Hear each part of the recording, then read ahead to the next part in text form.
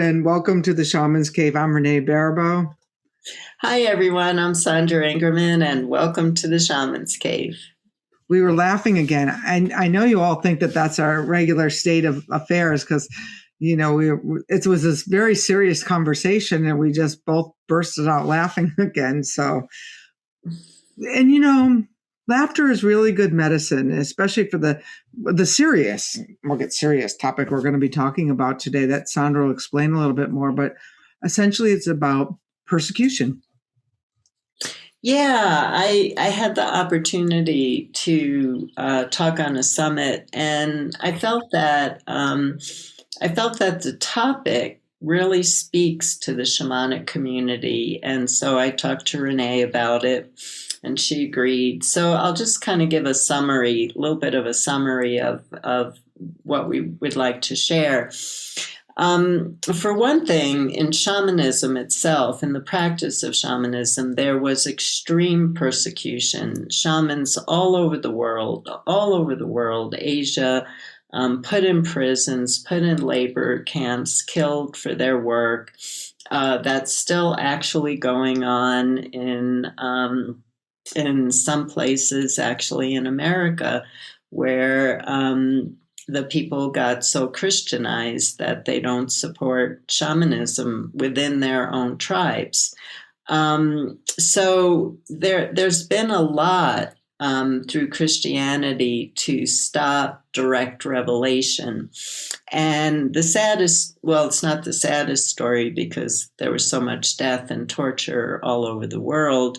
But the shamans had to let go of their drums. In the Sami, people had to let go of their drums. And the drum was not legalized again until 1989. 1989. And so since the drums have been made legal, people are now finding some of the old buried shamans' drums, where the shamans had to bury their drums because a drum to the shaman, I'm going to be buried with my drum. The shaman's drum it's you, it's your greatest ally. And so to have it taken away, they buried them.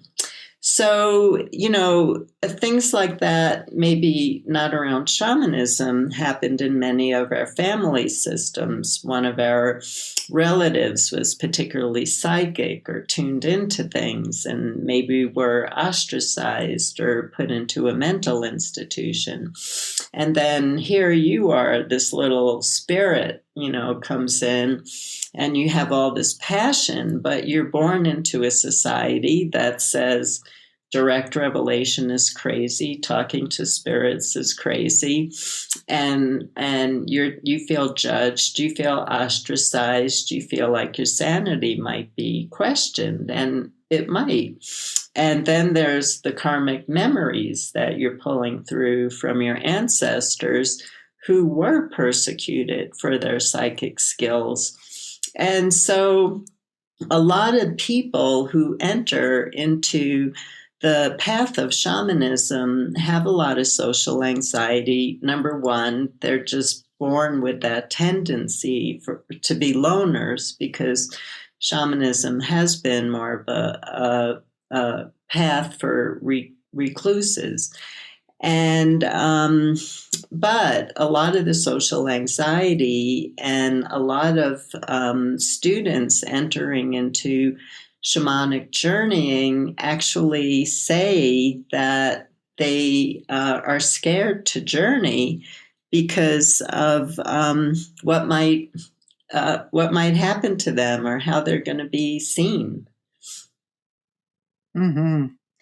Yeah, I remember really early on, my journey skills were pretty weak, but there was this ongoing fear. Like if just one of the first things it brought up was like, being burnt at a stake. I mean, I think a lot of people, that's one of their very first real vivid memories when they start engaging these alternate consciousnesses is that, we were persecuted, and there's been, ever since I go back to the whole idea of monotheism, ever since one God became right and everyone else's gods became obsolete, there's been a judgment about who you're praying to. And even in this lifetime with all of the cultural appropriation and things like that, I felt I have felt ostracized, because I fell into a tradition, and I'll say fell into it because I didn't seek it out. It sought me out. And yet then I was too white. I was a Wichichu, and the pipe was taken away from me. I mean, I had that experience in this lifetime of really being persecuted and having to walk a path, really heartbroken because I didn't understand, what I had done wrong. Mm-hmm. Yeah, yeah. I think that's happening there's so much judgment going on right now. Everything is around judgment, judgment, judgment. And and I think the whole thing of fear about doing our spiritual work is basically what the leaders of the world want. They don't want people who are into direct revelation and who don't want to listen to any authority other than their helping spirits. So, the whole thing, the whole persecution, the whole trying to put the lid on direct revelation was to maintain society. But that's not why we came here. We came here as little shamans. We came here to do it. We're spiritual beings. We're spiritual light. We're not just a mind. We're not just a body. And so really the question is I had an experience that I talked about on the summit back in the 1980s. I was invited to add a chapter to a book on women and shamanism. And that was back in the 1980s. So that was pretty early. And I got a phone call from a very, very, very famous shamanic teacher. And she said, Sandra, are you gonna contribute to this book? Because what if the witch burning times come back again? You're gonna be in print. And I thought about it. It was back in the 1980s, so I was still in my early 30s. And, I was still the warrior that I am now. I just had a little bit more chi to me then. And I said, I don't care. This is my work. I came here to share this. I don't care. But I realized that there are people who care, and I'm not afraid to be out there with my work. I love it. It saved me. It saved a lot of people. So that's my trajectory. I don't think about being put in a mental institution. When my parents asked my brother if it might be time for that, I don't think about the judgment. I think about who gets help and how I got saved by this practice, and how children, shamanic practitioners, are going into schools and hospitals and businesses and completely transforming consciousness. How can anybody say that there's something not right? And so I felt that unless Renee would like to add to this, that we can do a recommitment ceremony to our path without the fear attached to it. Yeah, that's great. I'd love to do that. The one thing I'll say is, while she was out there, not, dancing in the street with her shamanism, I went to the mental institution. I went to that lockdown. I had to understand, and there's no judgment about which path you took, because we're both sitting here, but I had to understand what the levels, and I know you have too, but the levels of my own sanity look like. I had to really, and I see where now that I work in mental health treatment and addiction treatment, where that experience has helped me. But I'm sure that I didn't know what to do with a lot of that. I was different, that I was a loner, that I, was also social, but I spent a lot of time as a recluse as well. So Yeah, I would like to do that recommitment. I'm ready for it. Yeah, I was thinking all of my journeys and ceremonies are just coming up spontaneously these days, which I like. I don't like journeying and then trying to script a ceremony. I like when they just come out fresh. Me So, too. what I thought was I do some drumming and lead you to a park where you can find a nice rock, maybe even, you know how there's so many heart shaped rocks everywhere. And going to find a nice rock and to sit with the rock and talk to the rock about any fears that you have about being ostracized, any social anxiety issues that you're dealing with. I'm glad we haven't started. My eye curtain has already fallen off. So sit with the rock and talk to it, explain to it any kind of fears. You're afraid of being judged by others. You're afraid of speaking out on Facebook and just sharing a journey because you're afraid of how people are going to respond to it.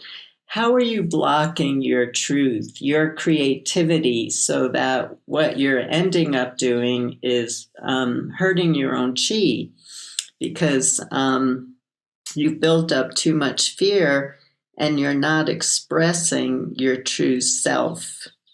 We want to express our true selves.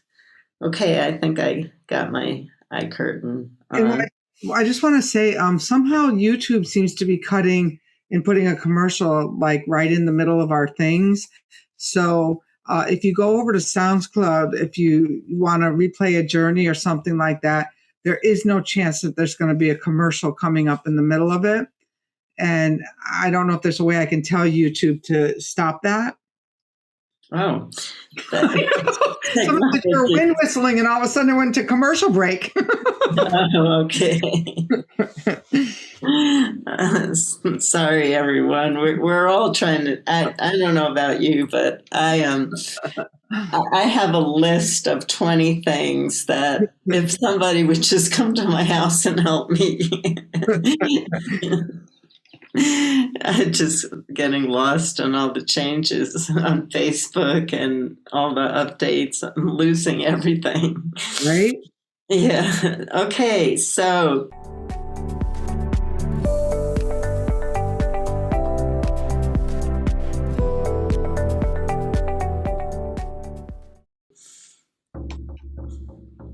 just start drumming here.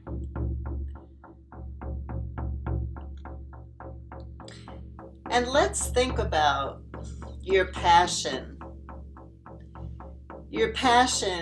for doing the work, for working with the wind with Renee, for working with shamanic journeying and ceremonial work, with all the teachers you work with all the communities you work with. And I know it's a joy for everyone listening.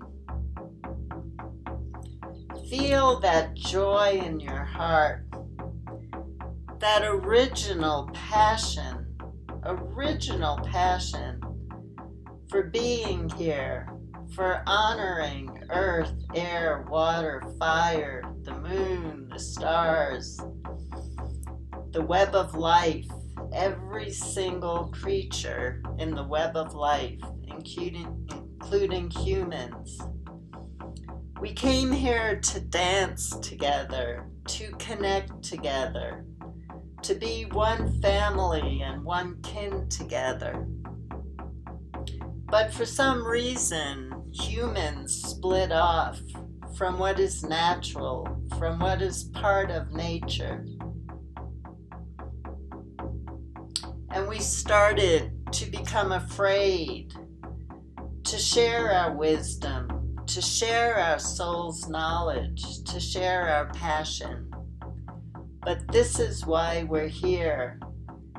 This is what we have to add to the web of life and to our family of all living creatures. So I'd like you to see yourself or feel yourself or hear yourself use some psychic sense to get yourself moving forward, standing up, walking towards your door, and imagining that door turning into a veil. And as you step through that veil, imagine going to a beautiful park or to a beautiful place of land, or even the landscape right outside where you live. And look for a rock that's calling to you.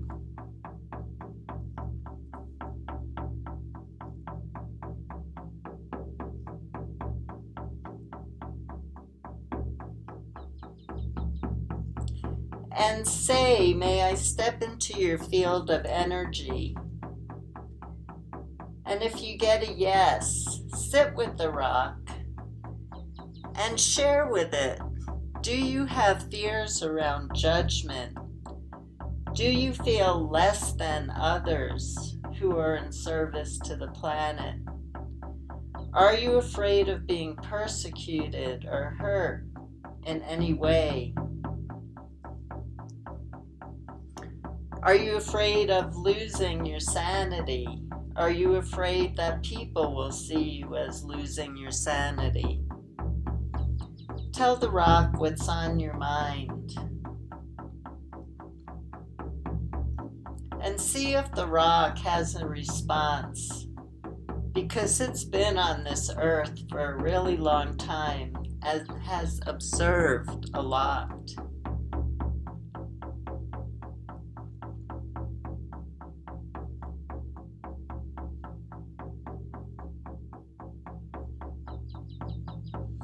And now reach really deep into your heart.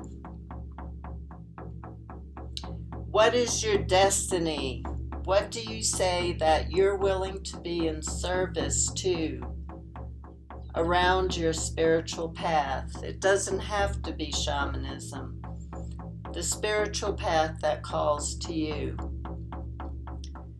From the depths of your heart and your soul, blow that commitment into the rock.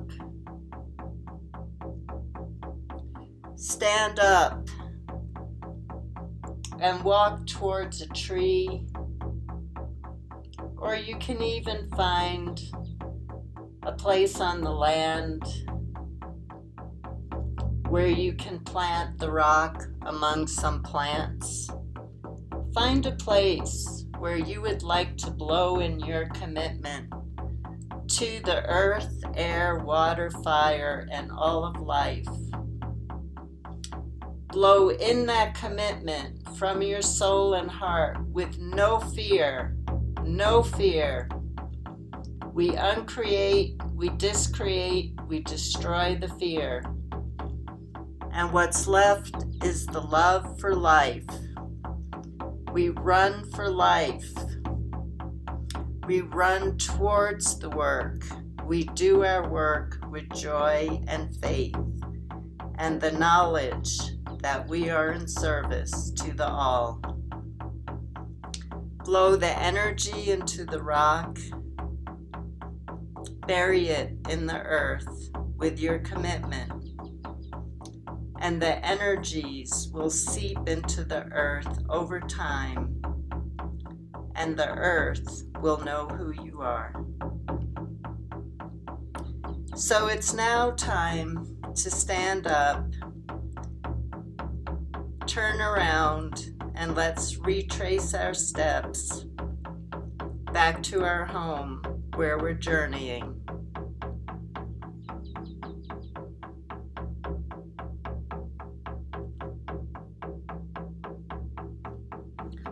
And as we approach the veil to our doorway, it turns into a mist and we step through.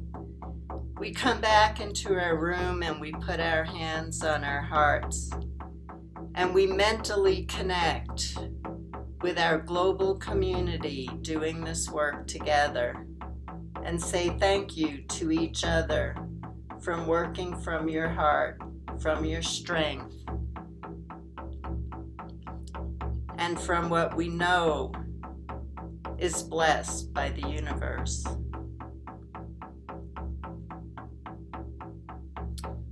And we say thank you for your work.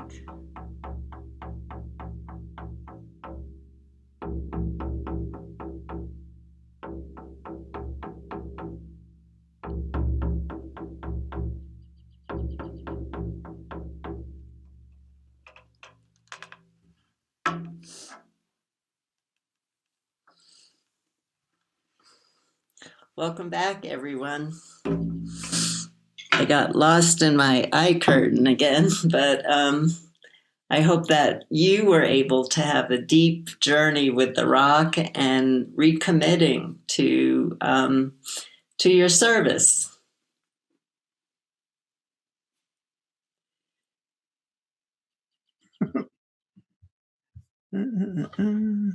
Okay, I think I'm off mute now. That was really a great journey. Yeah, it felt good. Felt good for me to do too. Felt Yeah. really, really nice. Thank you very much. We'd love to hear your feedback on our journey and put them in the comments and over at the Shaman's Cave. And if you want to get this so you can play it over and over again, make sure you sign up for our email and it will come into your inbox every week just from us, anything Sandra and I have going on. But, we don't use that list for anything else but our Shaman's Cave list.